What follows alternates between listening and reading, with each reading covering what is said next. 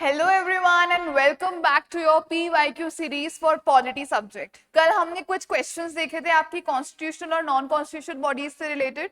आज हम इसी सीरीज को आगे बढ़ाने वाले हैं क्योंकि इस टॉपिक से, इस पर्टिकुलर टॉपिक से आरपीएससी हर साल 6 से 7 क्वेश्चंस आपके पूछ रहा है। ठीक है, तो इसके बहुत सारे क्वेश्चंस हैं। कुछ क्वेश्चंस हमने कल देखे थे और उसी की कंटिन्यूड सीरीज हम आज कंटिन्यू करने वाले हैं। ठीक है, so let us move on to our next question। तो आज का हमारा पहला क्वेश्चन रहेगा ये। What is the question saying that which article of the Constitution prescribes mandatory consultation? क्या बोल रहा है ये? Mandatory consultation with RPSC on disciplinary matters affecting a person serving under government of Rajasthan. मतलब आरपीएससी का मैंडेटरी कंसल्टेशन कौन से article के तहत लिखा गया है। ठीक है, कि आरपीएससी का हमें क्या लेना है? कंसल्टेशन लेना है on the matters of what? On the disciplinary matters. तो वो कौन सा आर्टिकल है? It is which article? Tell me in the comment section which article deals with it. So your article 323, article 320 का clause 3, it deals with what? It deals with your consultation, mandatory consultation with RPSC on what matters? On disciplinary matters. और disciplinary matters का clause कौन सा है specific? Your sub clause C. Article 323 का सब clause सी जो है वो स्पेसिफिकली आपके कौन से मैटर्स से डील करता है? It deals with the disciplinary matters. Okay, उसके बाद में हम देखते हैं नेक्स्ट क्वेश्चन। ये देखो 2024 का ही क्वेश्चन है, ये भी आपके 2024 के जो प्रीलिम्स का पेपर है उसी के अंदर आपको देखने को मिल जाएगा। आगे चलते हैं, हम एक और क्वेश्चन देखते हैं हमारा जो कि 2024 से ही है। ये क्या कह रहा है question? That which of the following sections of the right to information act मतलब is not related to the functions and powers of the Central Information Commission। क्या बोल रहा है ये? कि इन चारों में से कौन सा ऐसा वो सेक्शन है किसका? राइट टू इंफॉर्मेशन एक्ट का, जो कि फंक्शंस और powers of central information commission से रिलेटेड नहीं है। ठीक है, सो हम देखते हैं पहला ऑप्शन क्या दिया हुआ है? सेक्शन 25, सेक्शन 19, 18 और 12। तो इन सब में से कौन सा वो एक ऐसा सेक्शन है जो इसकी पावर्स और फंक्शन से रिलेटेड नहीं है? तो वो है आपका सेक्शन 12। क्यों? क्योंकि सेक्शन 12 क्या कहता है? सेक्शन 12 कहता है that central information commission is to be what? Constituted. ठीक है, वो सिर्फ सेंट्रल इंफॉर्मेशन कमीशन के कॉन्स्टिट्यूशन की बात कर रहा है। ठीक है, उसके बनने की बात कर रहा है, उसके गठन होने की बात कर रहा है। ठीक है, वो उसके पावर्स और फंक्शंस की बात नहीं कर रहा। वेयर एज आपका जो आर्टिकल आपके जो सेक्शंस 25, 19 और 18 है, सेक्शंस 25, 19 और 18 आपकी सेंट्रल इंफॉर्मेशन कमीशन के फंक्शंस और पावर्स के बारे में बात करते हैं। ठीक है, जो भी पेनल्टीज वगैरह होंगी, जो भी इस कमीशन की एक्टिविटीज होंगी, उसकी मॉनिटरिंग करना होगा। तो ये सब चीजें किसमें मेंशन्ड है? ये सब चीजें आपके सेक्शन 25, 18 और 19 के अंदर मेंशन्ड है। वेयरएज सेक्शन 12 के अंदर क्या मेंशन है? सिर्फ ये मेंशन है दैट सेंट्रल इंफॉर्मेशन कमीशन जो है वो कॉन्स्टिट्यूट होगी। ठीक है, so your correct answer will be option 4, section 12। Okay, moving further, अभी देखो 2023 का क्वेश्चन है। ठीक है, 2023 का ये क्वेश्चन है। इसी तरीके के क्वेश्चंस आपके हर साल आ रहे हैं। ठीक है, तो आप लोगों को इन क्वेश्चंस के लिए हमेशा जो है रेडी रहना है। अब क्वेश्चन देख लेते हैं हम पहले। सो क्वेश्चन क्या बोल रहा है कि आपको 2 लिस्ट दी गई हैं। ठीक है, एक लिस्ट के अंदर वो प्रोविजन है और दूसरी लिस्ट के अंदर उसका आर्टिकल है, उससे रिलेटेड क्या है? आपका आर्टिकल है। पहली लिस्ट के अंदर क्या दिया गया है? आपका प्रोविजन दिया गया है। ठीक है, और दूसरी लिस्ट के अंदर क्या दिया गया है? आपका आर्टिकल दिया गया है उस प्रोविजन से रिलेटेड। ठीक है, तो हम लोग जल्दी से देख लेते हैं एक बार। फर्स्ट क्या है? Appointment of CAG. सीएजी का अपॉइंटमेंट कौन से आर्टिकल के तहत है? सबसे इजी क्वेश्चन तो यही हो गया यहीं पर ही, आर्टिकल 148। हम सबको पता है जो सीएजी होता है आपका, कंट्रोलर एंड ऑडिटर जनरल, उसका आर्टिकल कौन सा होता है, आर्टिकल 148। ओके, सो यहाँ पर अगर हम डायरेक्टली मैच कर देते हैं तो ए का हम 1 से मैच कर रहे हैं, ए को 1 से मैच करता हुआ सिर्फ एक ही ऑप्शन है, ऑप्शन 1, ठीक है। बट स्टिल अगर किसी बच्चे को ये चीज नहीं पता है तो हम आगे भी उसको मैच करके देखते हैं, ठीक है। उसके बाद में देखो सेकंड क्या दिया हुआ है आपके, duties and what, duties and powers of controller and auditor general. So duties और पावर्स जो है वो किसमें मेंशन होती हैं आपकी, आपके आर्टिकल 149 के अंदर। Article 149 explicitly talks about the duties and powers of CAG, right? Then comes your form of account and form of accounts of the union, ठीक है। अकाउंट्स की जो बात कर रहा है वो आपका कौन सा आर्टिकल है, योर आर्टिकल 150, ठीक है। और ऑडिट रिपोर्ट्स की जो एक्सप्लिसिटली बात करता है article, that is your article 151, ठीक है। It is a very easy question, direct question है आपके, डायरेक्ट आर्टिकल्स हैं, कोई एनालिटिकल चीज नहीं है यहाँ पर। जो आर्टिकल्स में मेंशन्ड है वो इस एज इट इज यहाँ पर रख दिया गया है, बस आपको आर्टिकल वाइज ये चीजें याद होनी चाहिए, ठीक है। आपको एक अप्रोच पता चल रही है इससे कि अगर आपको कॉन्स्टिट्यूशनल और नॉन कॉन्स्टिट्यूशनल बॉडीज पढ़नी है तो आपको किन चीजों के ऊपर फोकस करना है, ठीक है। आपका फोकस क्या रहना चाहिए, आपको आर्टिकल्स के ऊपर भी फोकस करना है, उनके फंक्शंस के ऊपर भी फोकस करना है। तो ये सब चीजें आपको पता चलती हैं आपके प्रीवियस ईयर क्वेश्चंस देखने के बाद में, ठीक है। That is why we are discussing this today.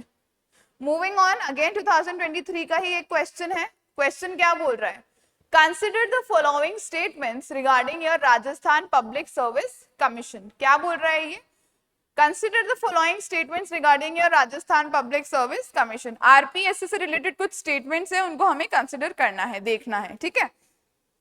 The chairman members of the commission are appointed by the governor of Rajasthan। क्या कह रहा है ये, that the chairman and the members of the RPSC are appointed by whom, are appointed by the governor, ठीक है।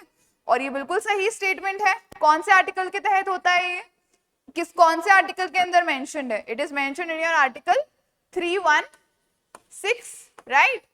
Article 316 के तहत the chairman and the members of the commission, they will be appointed by whom, they will be appointed by the governor of Rajasthan, all right। now second statement हम देखते हैं, the chairman or any other member of the commission shall only be removed from the office by the order of the president। क्या बोल रहा है ये कि appoint कौन करेगा, अपॉइंट तो गवर्नर करेगा, राइट। और सेकंड पॉइंट के अंदर क्या बोल रहा है ये कि वो रिमूव किसके ऑर्डर के थ्रू होगा, वो रिमूव होगा by the order of the president. Is this statement correct, yes of course this statement is correct. जो भी आरपीएससी के चेयरमैन या मेंबर्स होते हैं, ठीक है, अगर उनके रिमूवल की बात आती है so they can be removed only by the office और office order of the president, ठीक है। जब तक प्रेसिडेंट का ऑर्डर नहीं आएगा, प्रेसिडेंशियल ऑर्डर नहीं आएगा, तब तक इनको रिमूव नहीं किया जा सकता, ठीक है। और ये जो ये प्रेसिडेंशियल ऑर्डर आता है, ये आता है after an inquiry, after what, after an inquiry by the supreme court, by the supreme court. और अगर सुप्रीम कोर्ट की इस इंक्वायरी के अंदर जो भी मिसबिहेवियर प्रूवन अगर होता है तो जाके प्रेसिडेंट ऑर्डर देता है आरपीएससी के चेयरमैन या फिर उसके मेंबर्स को रिमूव करने का, ठीक है। सो हमारी जो दोनों स्टेटमेंट्स है वो क्या हैं, both of the statements are correct. So option 2 is your correct answer. This was your question in 2023, okay. moving on, consider the following statements regarding state election commission of Rajasthan। क्या बोल रहा है ये, consider the following statements regarding the state election commission of Rajasthan। पहला statement देखो, it was constituted in July 1994 under articles 243K of the Constitution of India। कल हमने जो क्वेश्चंस देखे थे सेम लाइन थी, सेम लाइन नहीं थी लेकिन सेम इंटरप्रिटेशन था, वहां दिसंबर था, यहाँ जुलाई आ गया, राइट। कल हमने डिस्कस किया था ना कि भाई दिसंबर 1994 में बना था या जुलाई 1994 में बना था, राइट। तो देखो यहाँ से अगर आप ये चीज पहले पढ़ लेते तो अगर इस साल आप एग्जाम में बैठे होते 2024 के अंदर तो आपको ये चीज पता होती। यही फायदा होता है आपके प्रीवियस ईयर क्वेश्चन पेपर्स देखने का। कल मैंने बताया था आपको कि 243 के तहत ही होता है ये, यस और नो? जो स्टेट इलेक्शन कमीशन है राजस्थान का, वो 243 के तहत ही कॉन्स्टिट्यूट हुआ है। और कब कॉन्स्टिट्यूट हुआ था? जुलाई 1994 के अंदर, ठीक है। So this statement becomes what? This statement becomes correct. Okay, now it is a single member commission headed by the state election commissioner. Yes, सबको पता है ये चीज, very evident it is. It is what? It is a single member commission, ठीक है। It is what? It is a single member commission and it is headed by whom? It is headed by the chief who, कौन head करता है इसको? State का election commissioner head करता है, yes or no? So इस question के अंदर आपके दोनों जो स्टेटमेंट्स है वो क्या है? Both statements are correct. So your correct option will be your option 2. Option 2 of your both statements are correct. ठीक है. एक बार हम इसके पहले वाला क्वेश्चन देखते हैं जो इससे रिलेटेड ही था. इसी तरीके का जो पहले हमने क्वेश्चन केटर किया था, एक बार वो भी देख लेते हैं.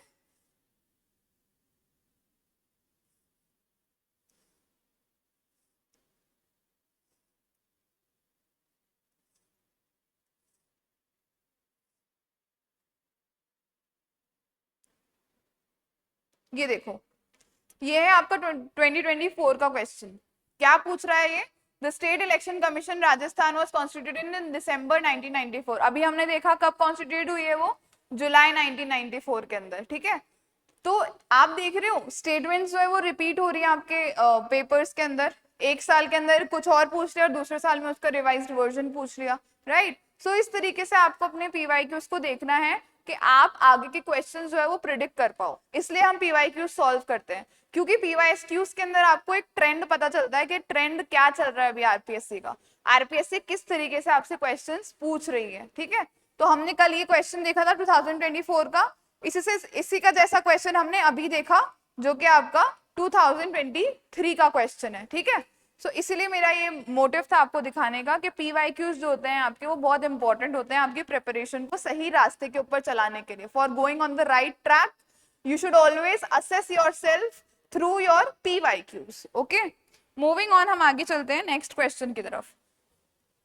नेक्स्ट क्वेश्चन क्या बोल रहा है दैट, देखो 2023 का ये क्वेश्चन भी, Rajasthan state human rights commission.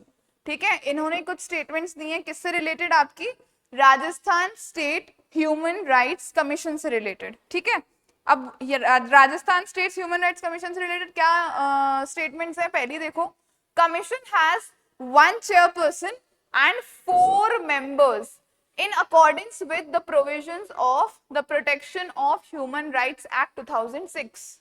So is this statement correct? I don't think so it is correct. क्यों? क्योंकि 1 chairperson plus maximum of 2 members का ही provision है किसके अंदर? हमारे Protection of Human Rights Act के अंदर. ठीक है, so this statement becomes what? This statement becomes wrong. क्यों? क्योंकि क्या provision है? 1 chairperson plus 2 members, not 4 members. ठीक है, at present Justice Gopal Krishna Vyas is the chairperson of what? Of your Rajasthan State Human Rights Commission. तो अगर हम आज के कॉन्टेक्स्ट में देखेंगे, ठीक है, अगर हम किसके कॉन्टेक्स्ट में देखेंगे? आज के कॉन्टेक्स्ट में देखेंगे तो अभी कौन है? अभी इट इज गंगाराम मूल चंदानी. कब बने ये? कब बने? You became that in October 2023. ठीक है, उससे पहले कौन थे? उससे पहले ये थे गोपाल कृष्ण व्यास. ठीक है, अगर हम आज के कॉन्टेक्स्ट में देखेंगे तो सेकेंड स्टेटमेंट भी क्या हो जाएगी आपकी? रॉन्ग हो जाएगी, क्योंकि अभी कौन है? गंगाराम मूल चंदानी. कब बने ये? अक्टूबर 2023 के अंदर बने. आज के कॉन्टेक्स्ट से अगर हम देखते हैं तो ये दोनों स्टेटमेंट्स क्या हो जाएंगी? रॉन्ग हो जाएंगी, और हमारा आंसर क्या हो जाएगा? Neither 1 nor 2 is correct. Understood everyone? अगर हम आज के कॉन्टेक्स्ट से देख रहे हैं तो आज हमारे चेयरमैन कौन है? इट इज गंगाराम मूल चंदानी. कब बने थे ये? अक्टूबर 2023 के अंदर बने थे. और हमारी जो वो Rajasthan state human rights commission है उसके अंदर कितने मेंबर्स होते हैं? 1 is the chairperson and 2 are the other members. Maximum 2 ही होते हैं, 4 नहीं होते हैं. इसलिए फर्स्ट स्टेटमेंट क्या हो गई आपकी? रॉन्ग हो गई. ठीक है, समझ में आई बात? ये आपका क्वेश्चन देखो वापस से कब का है, 2023 का है। आगे चलते हैं हम नेक्स्ट क्वेश्चन की तरफ, ठीक है। नेक्स्ट क्वेश्चन देखो क्या बोल रहा है। Next question is giving you an assertion और फिर उसका रीजन वो दे रहा है, ठीक है। पहले हम असर्शन पढ़ेंगे और फिर उसका रीजन पढ़ेंगे। The duty of controller and auditor general, ठीक है, the duty of controller and auditor general is not merely to ensure the legality of expenditure but also its propriety।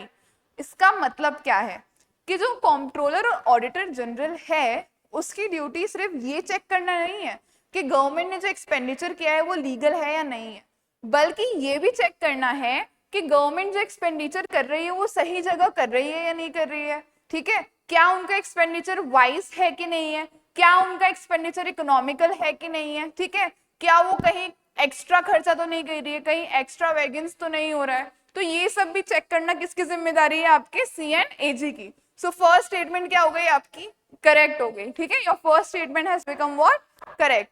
अब हम सेकंड स्टेटमेंट देखते हैं। He has to uphold the constitution and the laws of parliament in field of financial administration। और ये सब चीजें देखना क्यों जरूरी है, क्योंकि उस पर्टिकुलर इंसान को अपहोल्ड करना है क्या, the constitution and the laws of the parliament. किस फील्ड में, फाइनेंशियल एडमिनिस्ट्रेशन की फील्ड में। कॉन्स्टिट्यूशनल बॉडी है, कॉन्स्टिट्यूशनल अथॉरिटी है वो, तो उसको अपहोल्ड करने होंगे कॉन्स्टिट्यूशनल एथॉरिटीज को।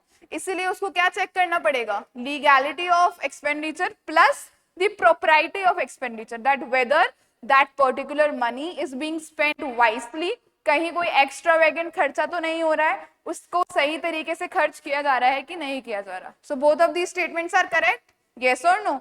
और इस असर्शन का रीजन भी एकदम करेक्ट है। So what will be our answer, that both A and R are true, yes, and R is the correct explanation of A, yes, of course. So our correct option will become your option 2, that both the statements A and R are true, और R जो है A का क्या है, एकदम correct explanation है, ठीक है। समझ में आई सब लोगों को बात? मूविंग ऑन, ये देखो आपका 2021 का क्वेश्चन है, ठीक है, CNAG से रिलेटेड आपका 2021 का क्वेश्चन है। Moving on, the Comptroller and Auditor General of India can be removed from his office in like manner as, मतलब कंट्रोलर और ऑडिटर जनरल को उसके ऑफिस से हटाया जा सकता है, किस मैनर के अंदर, किसके जैसे उसको हटाया जा सकता है। So he can be remove as the supreme court का जज। जिस तरीके से जज ऑफ सुप्रीम कोर्ट को हटाया जा सकता है उसी तरीके से किसको हटाया जा सकता है, the controller and auditor general of India, ठीक है। आप लोगों को पता है क्या प्रोसेस होता है इसके अंदर, दोनों हाउसेस के अंदर पास होता है ये बिल, ठीक है, किससे, स्पेशल मेजोरिटी से। उसके बाद में किसका एसेंट मिलता है, उसको प्रेसिडेंट का एसेंट मिलता है। किसी भी हाउस के अंदर जो है इंट्रोड्यूस हो सकता है ये बिल, ठीक है। पहले कुछ प्री साइंड होना चाहिए ये bill, yes or no, 100% if it is in लोक सभा और 50% if it's in राज्यसभा, ठीक है। तो जिस तरीके से सुप्रीम कोर्ट के जज को हटाया जा सकता है उसी तरीके से किसको हटाया जा सकता है, आपके कंट्रोलर एंड ऑडिटर जनरल को। स्पीकर ऑफ लोकसभा वो सिर्फ हाउस के रेजोल्यूशन से ही हो सकता है, हाउस ऑफ पीपल जो होता है आपका लोकसभा के अंदर ही हो सकता है, उसका जो रिमूवल का प्रोसेस है वो initiate, right. Again attorney general और यूपीएससी का इनसे कोई लेना देना नहीं है, राइट, वो प्रेसिडेंशियल ऑडिट से ही हो जाता है ना। तो हमारा जो ऑडिटर और कंट्रोलर और ऑडिटर जनरल है वो किसके जैसे रिमूव हो सकता है, जज ऑफ सुप्रीम कोर्ट की तरह उसको रिमूव किया जा सकता है, ठीक है। ये चीजें बहुत इंपॉर्टेंट है और बहुत रिपीटेटिव होती हैं, ठीक है। तो आपने अगर इनको एक बार दिमाग में बैठा लिया कि उसका और उसका एक जैसा है, तो क्वेश्चन किसी भी तरीके से मोल्ड होकर आए, अगली बार आपसे ये क्वेश्चन पूछ सकते हैं that the judge of the Supreme Court can be removed from his office, ठीक है, like the manner of which of the following, तो उसके अंदर एक दे दिया जाएगा आपको controller and auditor general of India, तो आपको फिर उसको रिवर्सली वहां से मैच करना पड़ेगा। तो एक बार आप लर्न कर लेते हो, ये चीजें दिमाग में बिठा लेते हो, फिर आपके क्वेश्चन सॉल्व करना आपके लिए बहुत ज्यादा इजी हो जाता है, ठीक है। आप लोगों ने ये क्वेश्चन देखा, अब हम एक और क्वेश्चन देख लेते हैं। ये आपका अगेन 2018 का क्वेश्चन है। Central vigilance commission was set up on the recommendation of, कल हमने देखा था ये, yes or no? कल हमने एक सिमिलर क्वेश्चन देखा था, कौन सी किसके रिकमेंडेशन पे बनी थी central vigilance commission? It was made on the recommendation of your Santhanam committee. किसके रिकमेंडेशन के ऊपर बना था ये? संथनम कमिटी की रिकमेंडेशन के ऊपर. कल हमने देखा था ये वाला क्वेश्चन. देखो क्वेश्चन ऐसे रिपीट होते हैं आपके. कल भी देखा था ना हमने ये वाला क्वेश्चन आपकी संथनम कमिटी से रिलेटेड ही. ये देखो, ये आपका 2024 का क्वेश्चन है. That central vigilance commission was formed on the basis of recommendations of which committee. कब आया ये? 2018 के अंदर आया पहले, और फिर 2024 के अंदर वापस से क्या हुआ आपका? रिपीट हुआ. ठीक है, कौन सी कमिटी देखा था कल हमने? कौन सी कमिटी की बेसिस के ऊपर, रिकमेंडेशन के बेसिस के ऊपर बनी थी ये कमीशन? आपकी संथनम कमिटी. वापस से ये क्वेश्चन रिपीट हुआ है 2024 में. इससे पहले कब आया था? 2018 के अंदर, जो हमने अभी क्वेश्चन देखा. आ जाते हैं वापस हमारे क्वेश्चन के ऊपर. ये देखो 2018 के अंदर आया है ये क्वेश्चन और 2024 में रिपीट हुआ है. ठीक है, तो संथनम कमेटी की रिपोर्ट्स के ऊपर बना था आपका क्या? Vigilance commission, central vigilance commission. उसके बाद उसके अलावा गोरवाल रिपोर्ट थी, वो आपके कुछ पब्लिक एडमिनिस्ट्रेशन से रिलेटेड थी. ठीक है, कृपलानी कमेटी आपको पता है सब कमेटी थी फंडामेंटल राइट्स के लिए. और administrative reforms commission of India, ARC की रिपोर्ट्स आप सब लोगों को पता है, एडमिनिस्ट्रेटिव रिफॉर्म्स लाने के लिए थी देश के अंदर. ठीक है, so these were the questions which we have discussed today. और आप लोगों ने नोटिस किया होगा दो क्वेश्चंस के अंदर तो एटलीस्ट क्या है आपका? रिपीटिशन था, डायरेक्ट रिपीटिशन. ठीक है, उसके अलावा जो और क्वेश्चंस हैं आपके, उसके अंदर आपके कुछ कुछ जो टॉपिक्स हैं वो बहुत ज्यादा ओवरलैपिंग है. तो आपको पीवाईक्यूज पढ़ने का यही मेन एक मोटिव होता है कि आपको पता चले कि भाई ट्रेंड किस तरफ जा रहा है, हमें हमारी प्रिपरेशन को किस डायरेक्शन के अंदर लेके जाना है, किस तरह से स्ट्रीमलाइन करना है. ठीक है, ये पीवाईक्यू सेशन करने का यही एक मोटिव है. और आज हम लोगों ने यहाँ पर रियल एग्जाम्पल देख लिया कि 2018 के अंदर भी सेम क्वेश्चन पूछा गया और 2024 के अंदर भी सेम क्वेश्चन पूछा गया. तो मतलब अगर आप पास्ट के 5 से 6 साल के भी पेपर्स अगर सॉल्व करके जाते हो, so most of your burden, most of your preparation is done. समझ में आ रही है मेरी बात? आप इजीली इस साल का जो प्रीलिम्स है वो आप क्रैक कर सकते हो. This is what is the motto of this particular series, to tell you what is the trend which is going on in the exam right now. किस तरीके के क्वेश्चंस जो है वो रिपीट हो रहे हैं. ठीक है, हमें सिर्फ क्वेश्चन नहीं देखना है, हमें सिर्फ उसका एक ऑप्शन नहीं देखना है, हमें उसके 4 ऑप्शंस और देखने हैं कि वो ऑप्शंस क्यों करेक्ट नहीं है. ठीक है, that is what is the motto we are following over here. So this is all for today. Tomorrow we will be continuing with one more session on this constitutional and non-constitutional bodies, क्योंकि इसके questions बहुत सारे हैं, exam में repetitively पूछा जा रहा है ये. सो आज के लिए बस इतना ही. स्टे ट्यून्ड, और कुछ भी आपके डाउट्स और क्वेरीज हो, so you can comment in the comment section. Thank you so much and all the very best.